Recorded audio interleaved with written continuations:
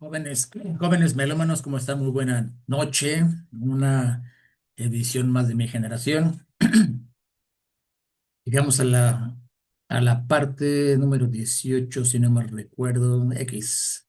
Pero bueno, vamos a hablar sobre los años 1970, año mundialista, y el año 2008. Voy a tocar tres temas nada más. Vámonos tendidos. Primera parte, 1970, inolvidable, inolvidable. Si les gusta el deporte, tienen que saber de lo que pasó en México, en el Estadio Azteca, en aquel 1970, el último año de la década de los 60. Y aunque no les guste el fútbol, también es un tema de cultura general, el cual deben saber como mínimo qué pasó en aquel mundial en México. Yo no lo vi, yo apenas en el 70 tenía apenas 4 años de edad. Yo me hice fanático, bueno, primero odié el soccer. Mi papá me llevó a un partido en 1972, justamente a un partido el equipo del Pan Bimbo, digo, del equipo ¿cómo se llama este? El equipo América.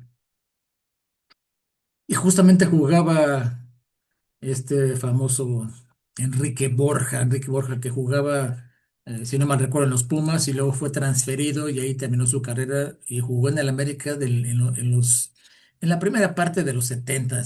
Pero bueno, en el 72 mi papá me llevó a ver un partido de este equipo al Azteca y bueno, quedé totalmente horrorizado. Entonces, se me hizo un deporte, X, nunca me gustó. Pasan los años y me hice fanático de Hueso Colorado hasta el día de hoy, cuando en el 74 en ese mundial jugado en tierras teutonas, pues gana el equipo local, Alemania, entonces pues me hice fanático de esa selección y al día de hoy pues hemos festejado algunas victorias, otras en el mundial, en las Eurocopas, etcétera, etcétera. Pero bueno, me remonto a 1970. ¿Qué pasó ahí?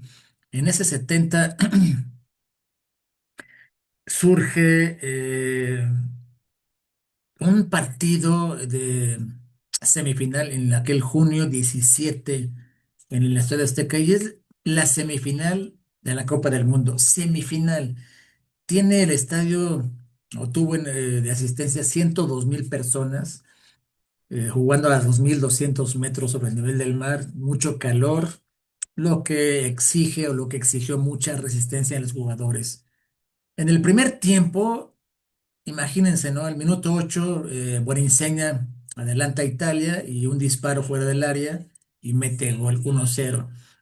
Después, Alemania toma la posesión, pero Italia se repliega y bueno, van 1-0. Y en el segundo tiempo, al minuto 90, cuando Italia ya se veía en la final, viene aquel maravilloso Karl-Heinz Schellinger, defensa alemán, jugaba jugador del Milán, y empatan 1-1, minuto 90. Entonces, digo, los que puedan ver este partido, búsquenlo, la piel se vuelve a erizar, o sea, he visto esas escenas maravillosas. Varios partidos han tenido ese final. 1-1, y llega el tiempo extra, histórico tiempo extra. Justamente aquí es donde se inmortaliza este partido y se le califica como el partido del siglo.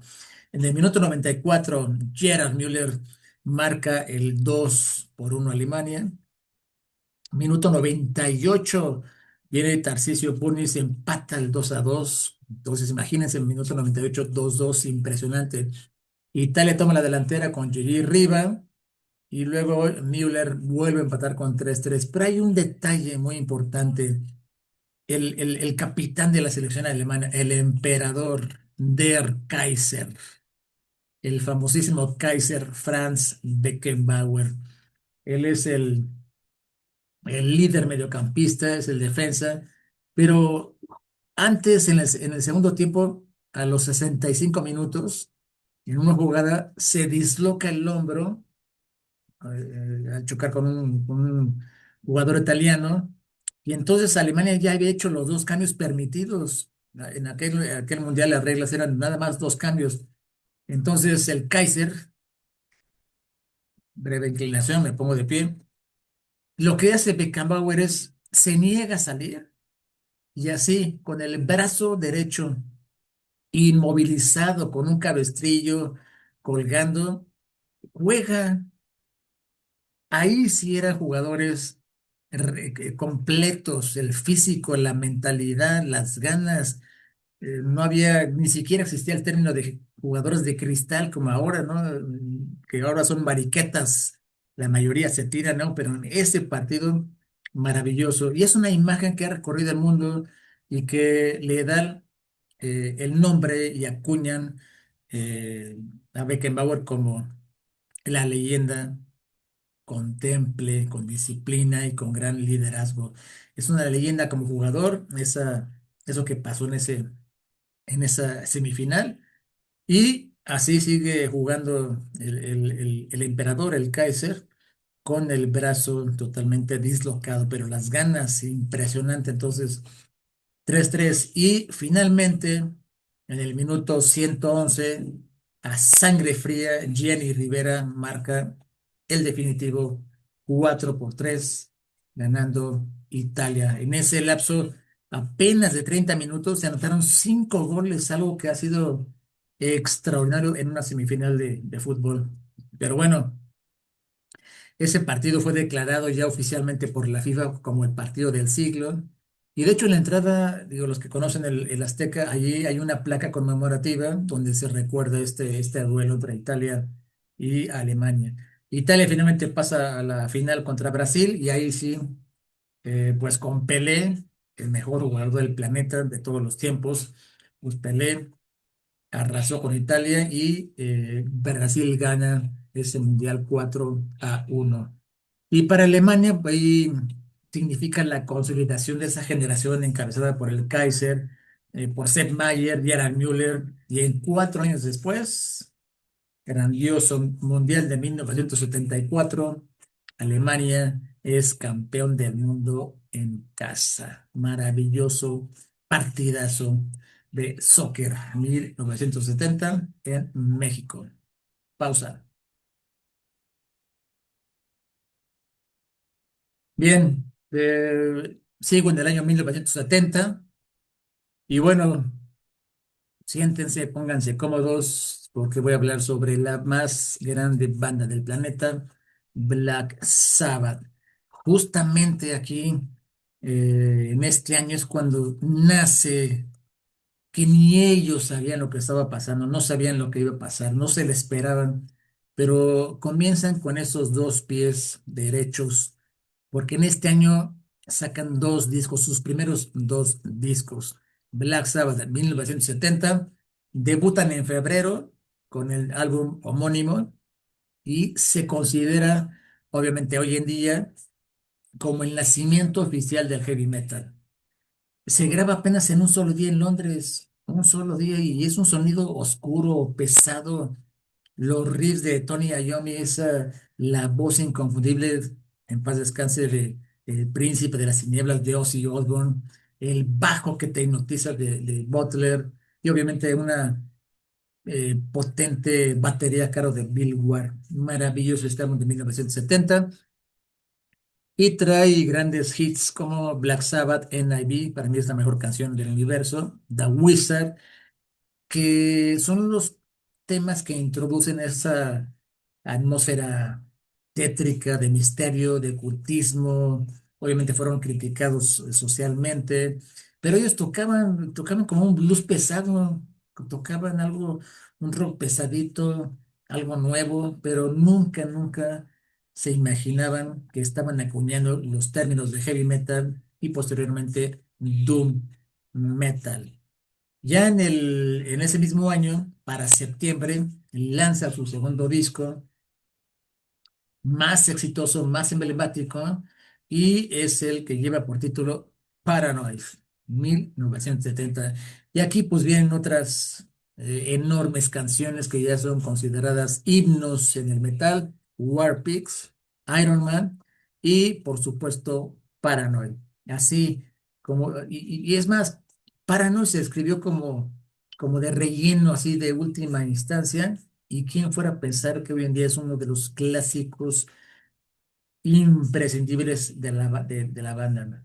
El álbum se consolida y pues ya son catalogados como pioneros del heavy metal y mezclan la crítica política, tienen temas y visiones apocalípticas. Tony Iommi refleja y se avienta los riffs demoledores y la influencia es brutal. Simplemente quienes vivimos el Back to the Beginning, no hay más palabras que decir para esta enorme banda que lanzó dos bellos discos majestuosos en 1970, infaltables. Pausa. Y bueno, vámonos al último, mi última reseña es en el 2008. En el 2008 fue un gran año porque eh, Judas Priest pues, regresa a los estudios, Robert Halford regresa otra vez con Priest, se meten a una gira, vienen a México, una gira majestuosa, impresionante, pero vienen y lanzan en ese año, en junio, en Europa en junio de 2008 este álbum doble y es totalmente diferente, es un álbum conceptual. El metal trae un tinte sinfónico y algo progresivo, es maravilloso. Yo creo que ese es el disco del metal entre este y unos de Def Leppard, de los que más le gustan a mi hija. Le mando muchos saludos a mi hija Regina. Desde que cumplí, nació en el 2003, desde los 5 6 7 años, este disco le ha fascinado, sobre todo la canción, la de Prophecy. Doble álbum, es metal sinfónico y es un homenaje a la vida y, entre comillas, habla sobre las profecías de Michel de Nostradamus, ese famoso astrólogo y médico francés, famoso en aquella época, siglo XVI. Ahorita, en pleno siglo XXI, por supuesto que lo consideramos un tremendo charlatán, pero vaya, en la época, pues cobró fama y cobró mucho renombre las profecías de Nostradamus. Pero bueno, este es un disco, creo que el primero y es el único conceptual y es el más largo de toda su carrera. Eh, Querían hacer algo monumental, hacer tipo Painkiller, pero no, salió como un álbum doble al estilo teatral, casi estilo operístico. Y combina pues los teclados orquestales, los coros épicos, le dan el aire, la parte sinfónica, tiene pasajes atmosféricos de progresivo, trae interludios instrumentales, los riffs de K.K. Down y de Glenn Tipton pues obviamente son el ADN del metal, son perfectos, trae varias canciones, son apenas 23 discos y el álbum para variar, pues como que divide las opiniones de los fans, que sí es muy ambicioso, que la narrativa, que está muy largo, que no es el Judas Priest normal, pero bueno, y ahora sí para el término, a pesar, y a pesar de eso, pues llega al top 10, al top 11 en el Billboard 200 de los Estados Unidos, llega al top 30 en el Reino Unido, y a final de cuentas es un buen experimento y les salió, es un trabajo excelentemente bien hecho. Al final de cuentas es un álbum monumental, teatral, ambicioso, dejan a un lado lo clásico, es épico, y bueno, muy recomendable. No puede faltar en cualquier discografía de un buen melómano. 2008, Judas Priest, Nostradamus. Gracias, nos vemos en la próxima.